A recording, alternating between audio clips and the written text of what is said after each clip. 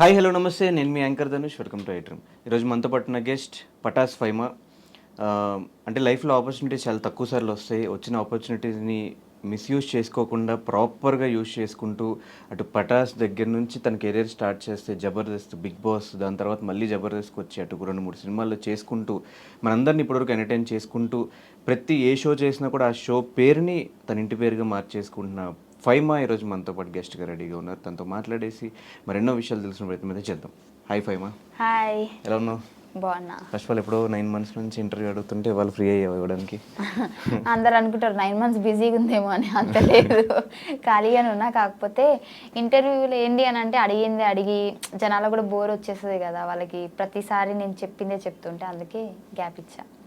అంటే ఎవరు ఇంటర్వ్యూ తీసుకోవడం అయినా పెద్ద కష్టమేమో కానీ ఫైమా ఇంటర్వ్యూ తీసుకోవాలంటే చాలా కష్టం. అంటే ఎందుకు అంత లేదు, రెస్పాండ్ అవ్వంట, చేద్దాంలే తర్వాత రెస్పాండ్ అవ్వనంటే ఫస్ట్ చెప్తా నాకు ఇంట్రెస్ట్ లేదని చెప్తా. అయినా సరే వాళ్ళు మెసేజ్లు చేస్తారు, అంటే వద్దండి నాకు అవే క్వశ్చన్స్ మళ్ళీ రిపీట్గా, జనాలు కూడా బోరింగ్ అని బాగానే చెప్తాను. నువ్వు బోరా లేకపోతే నువ్వు చెప్పే ఆన్సర్లు? నేను చెప్పే ఆన్సర్లు, మీరు అడిగే క్వశ్చన్లు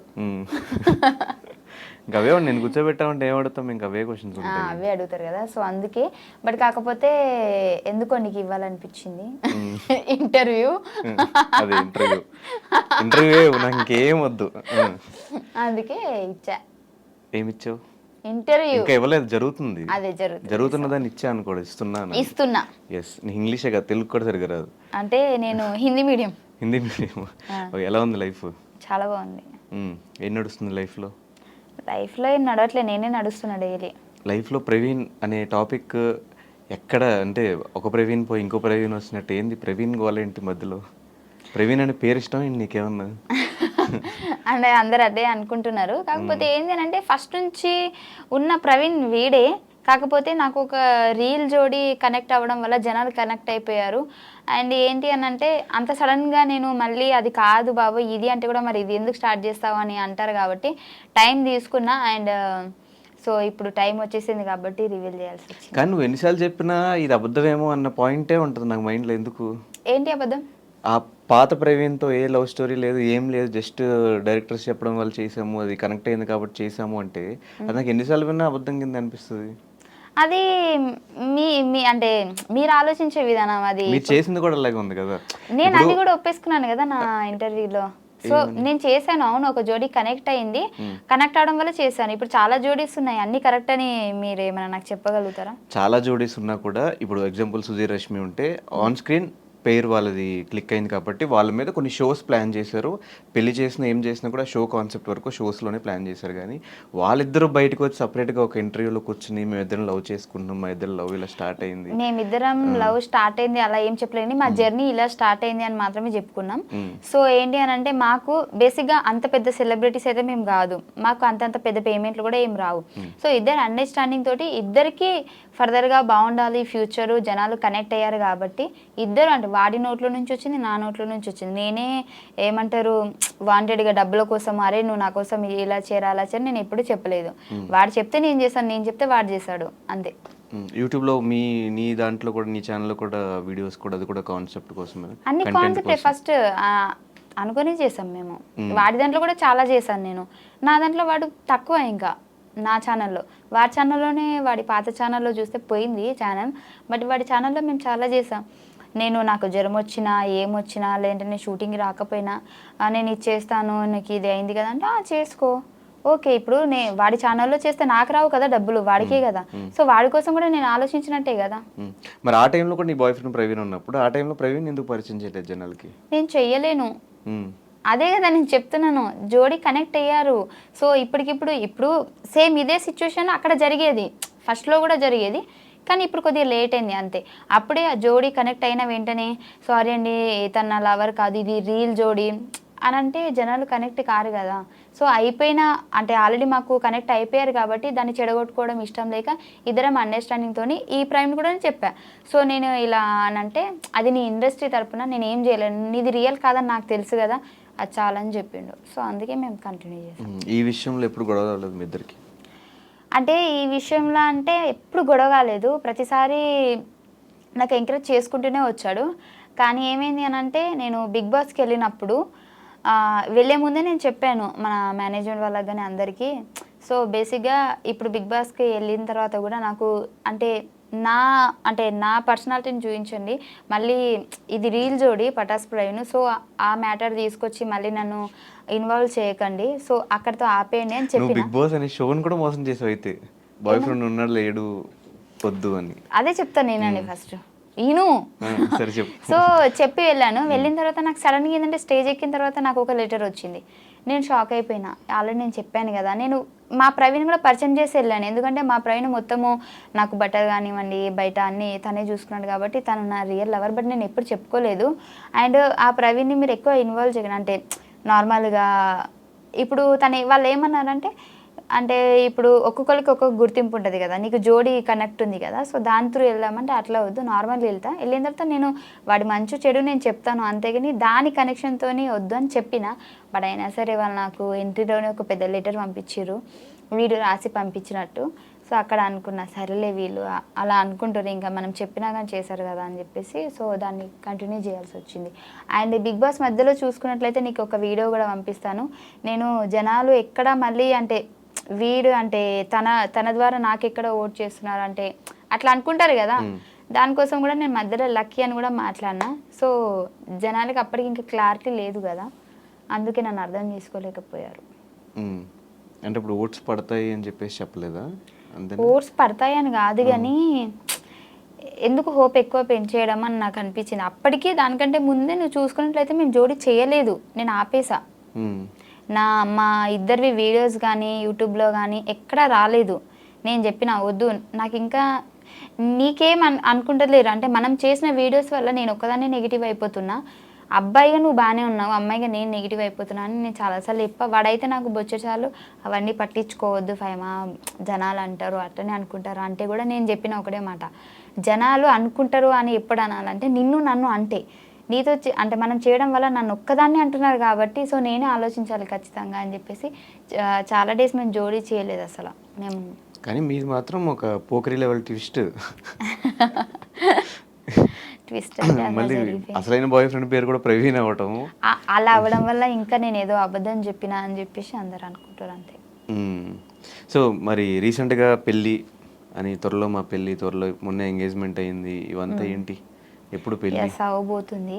అది కన్ఫామ్గా నేను చెప్పలేను, అంటే కన్ఫామ్గా అంటే పెళ్లి గురించి కాదు నేను చెప్పేది, ఎన్ని నెలలు టైం పడుతుంది నేను చెప్పలేను, బట్ త్వరలో. ఎలా స్టార్ట్ అయింది మీ ఇద్దరు ఈ ప్రవీణ్తో జర్నీ? ఈసారి జర్నీ అంటే ఆ జర్నీ కాదు, ఇది లవ్ జర్నీ, కరెక్ట్గా చెప్పు. మళ్ళీ నువ్వు నెక్స్ట్ టైం ఇంటర్వ్యూ చేసినప్పుడు నేను జర్నీ అని చెప్పాను ఇందరు చెప్పినట్టు. లేదు మన ప్రవీణ్తో జర్నీ ఎప్పుడు స్టార్ట్ అయిందంటే బేసిక్గా ఈ పటాస్ ప్రవీణ్ మేము పటాస్లో చేసాం కదా, అప్పటి నుంచే స్టార్ట్ అయింది. ఆ పటాస్ ప్రవీణ్ కూడా తెలుసు. మీరు చూసుకున్నట్లయితే మేము ఎక్కడికైనా బయటికి వెళ్ళినా కానీ ఈ ప్రవీణ్కి ఆల్రెడీ క్లారిటీ ఉంది తనని నా లవర్ అని చెప్పేసి ఫస్ట్ నుంచి పటాస్ నుంచి. తన ముందే మేము ముగ్గురం కూర్చున్నప్పుడు అరే మేము ఇట్లా జోడీ చేస్తున్నామంటే కూడా కొన్ని వీడియోస్ కూడా వీడి ముందే చేసాం మేము రూమ్లో. ఇప్పుడు పటాస్ ప్రవీణ్ రూమ్లో మేము కొన్ని వీడియోస్ చేసేవాళ్ళం కదా యూట్యూబ్కి. సో అప్పుడు వాడు అక్కడే ఉండేటప్పుడు వాడే కొన్నిసార్లు వీడియోస్ కూడా తీసాడు మాకు. సో ఏంటంటే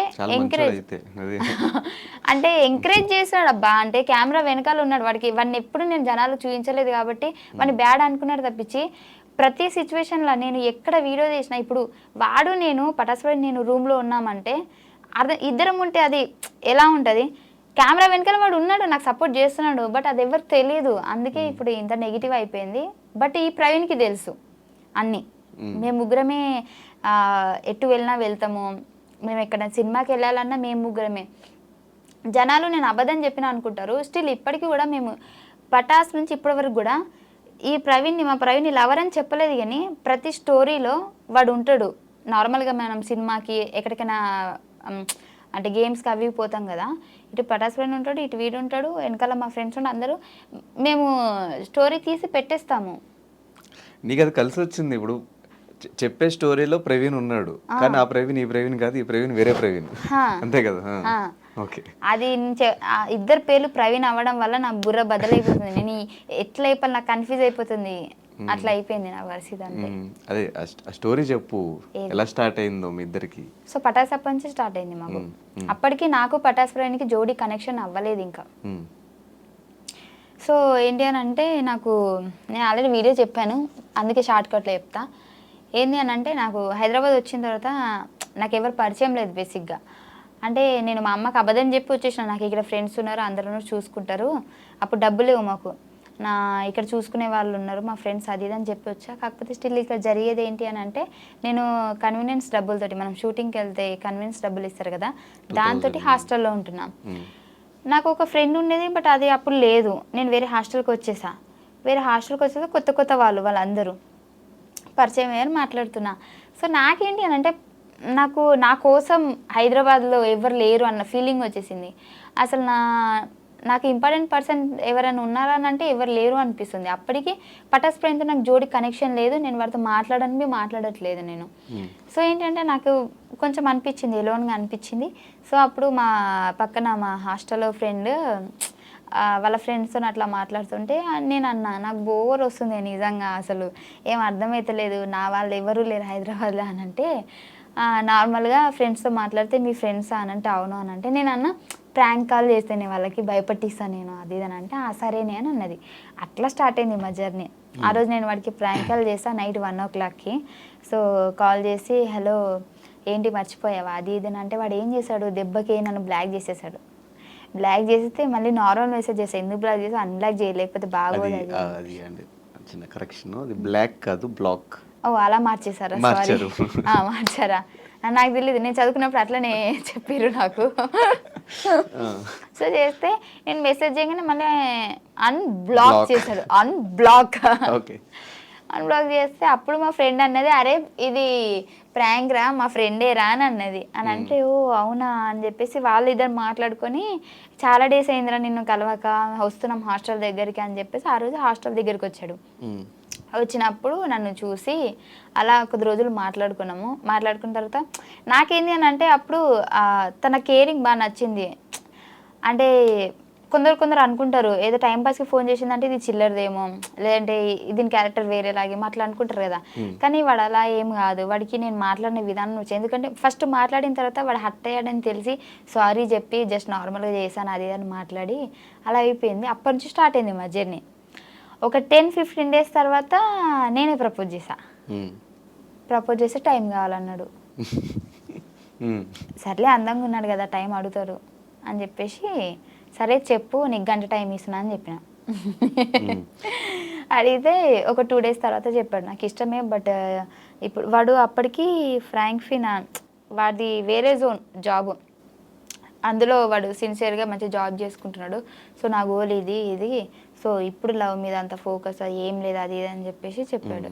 కానీ తర్వాత నా బిహేవియర్కి, నా మాటలకి, నా మంచితనానికి పడిపోయాడు. అబ్బాయింది మంచితనం అంటే కళ్ళలో అయితే పడ్డది కదా, సో అది అలా జరిగింది మా జర్నీ. కానీ ఆల్మోస్ట్ ఒక 4-5 years నుంచే మీ ఇద్దరు లవ్. పటాస్ నేను వచ్చిన 2-3 months తర్వాతనే ఇది జరిగింది. నేను వచ్చి 2-3 months సెటిల్ అప్పటికి అట్లా అవుతున్నా, అంటే సెటిల్ అంటే ఆ సెటిల్ కాదు, షోస్ ఒక 2 షోలు అట్లా పడుతున్నాయి మంచిగా. అప్పుడు పరిచయం అయింది నాకు. ఆ పరిచయం అయిన తర్వాత వీడితో నేను మాట్లాడుతూనే ఉన్నా, ఇది నాకు జోడి కనెక్ట్ చేసేసారు. అది ఫస్ట్ ఎపిసోడ్కి మాది హైప్ వెళ్ళిపోయింది. నాకు అప్పటి వరకు ఉన్న ఫేమ్ కంటే జోడి కనెక్ట్ చేసిన తర్వాత ఎక్కువైపోయింది. ఆ తర్వాత మాకు షోలు రావడం స్టార్ట్ అయినాయి. అప్పటికి 1-2 చేసేదాన్ని, జోడీ వల్ల ఎక్కువైపోయింది. అవతల పర్సన్ పటాస్ ఫ్రెండ్ ఫ్యామిలీ బ్యాక్గ్రౌండ్ కూడా చాలా పూర్ అన్నమాట. వాడికి ప్లేస్ అయింది, నాకు ప్లేస్ అయింది. అప్పుడు వాడు అన్నాడు ఈ జోడి కంటిన్యూ చేద్దాం, అంటే నాకు కొద్దిగా హెల్ప్ కూడా అవుతుంది. నేను అప్పటికి చెప్పాడు, ఫస్ట్ థింగ్ నేను చెప్పానా లేదా మీరు వాడికి అడిగితే తెలుస్తుంది, ఎందుకంటే ఇప్పుడు నేను అబద్ధం చెప్పి మీ దగ్గర పేరు కొట్టేయాల్సిన అవసరం లేదు.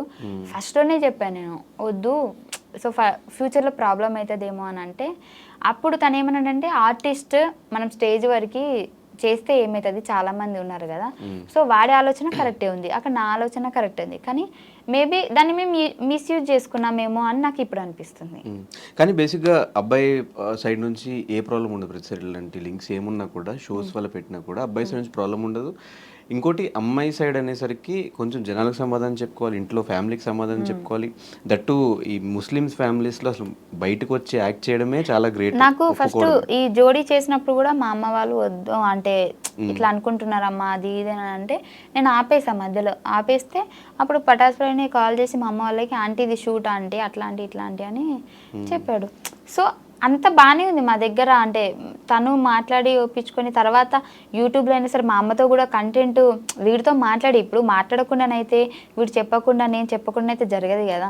సో మొత్తం అండర్స్టాండింగ్ బాగుంది. ఇప్పటికి స్టిల్ వచ్చేటప్పుడు కూడా మేము ఇద్దరం కలిసి తినేసి మళ్ళీ నేను ఇక్కడికి వచ్చేసాను, వాడు రూమ్కి వెళ్ళిపోయాడు. సో అంత బాగానే ఉంది. కానీ జనాలకి నేను చెప్పలేకపోతున్నా, మేము బాగానే ఉన్నాము, మేము ఒక అండర్స్టాండింగ్తోనే చేసాము. ఓకే.